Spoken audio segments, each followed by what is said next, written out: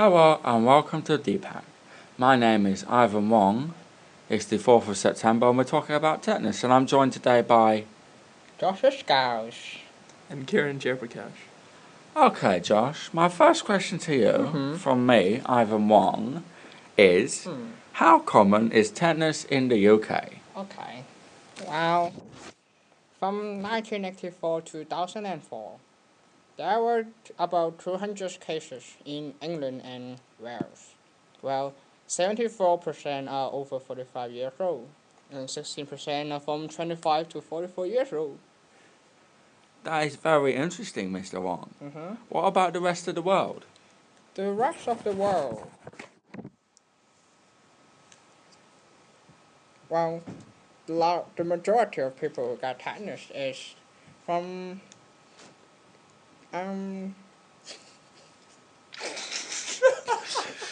Southeast Asia.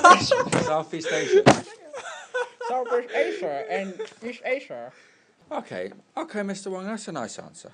Thank What you. about who is most at risk and how is it contracted?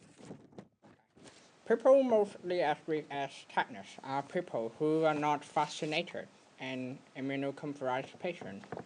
Well, why they're not, the majority of people are now 65 years old because they are not vaccinated when they're young, so they are mostly at risk now. Okay, that's very good. Who wants to ask the third question? Oh, I'll do. Okay. What is the standard immunization schedule for tetanus in the UK? Basically, young children get a combined vaccination of DTP, polio, and MIP vaccine, and that's 3 to 4 years of age, and 3 to 4 months of age, and their fourth dose and fifth dose is when they're adults, and they get a booster on their fifth dose.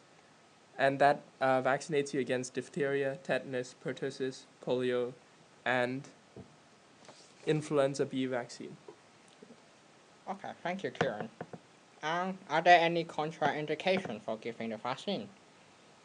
Well, funny you should mention that, Mr. Wong. You're not allowed to give the vaccine if you're unwell with a fever or if previous infection has caused severe infection. But I may say this, that the vaccine is safe if you're breastfeeding. So, are there any side effects from the vaccine? Well, Karen, I think that's a very good question. Well, there aren't really very many side effects. The only one I can think of is that the site may become red and swollen, you may get muscle ache, but extreme reactions are very rare. And therefore, in my honest and wise opinion, and balancing the probability of risk, I think that overall everyone should have the vaccine because the likelihood of having a bad reaction is so low. That's quite an interesting viewpoint, Mr. Wong. I have many interesting. No.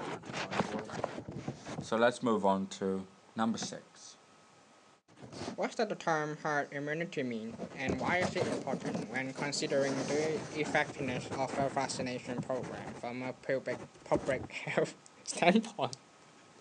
Well, basically, when herd immunity is when you've vaccinated a large enough proportion of the population that there's an effective cover against infection, and it's hard to make sure that all of the population is vaccinated, so the vaccinated population is not infected. That makes a lot of sense. Now, I'm just going to give my 10 pence worth about MMR, which is measles, mumps and rubella, and recently the GMC struck off a man who linked MMR with autism.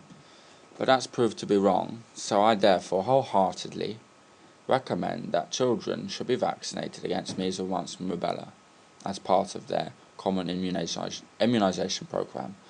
And that brings to the end our little discussion on vaccines. I'd like to thank you, Ivan Joshua Scales. Thank you, Ivan. No problem, Joshua. Yeah. And thank Kieran. Thank you, Kieran. Thank you. Bye.